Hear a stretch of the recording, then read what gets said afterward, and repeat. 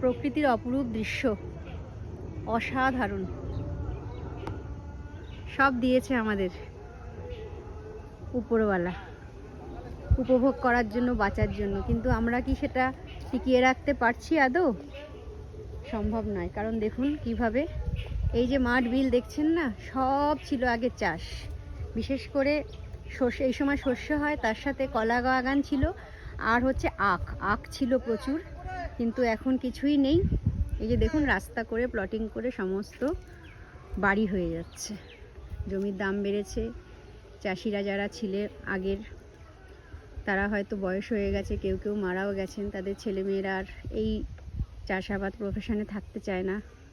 জায়গা জমির দাম বেড়েছে, প্লটিং করে করে এভাবে বিক্রি করে দেওয়া হচ্ছে। আর আমাদের কোড়ার মাঠ এভাবে নিজেদের সৌন্দর্য হারিয়ে ফেলছে।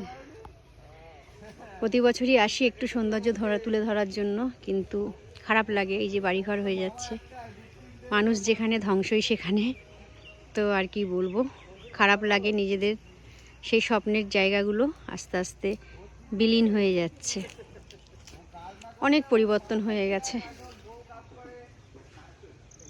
অনেক পরিবর্তন হয়ে গেছে।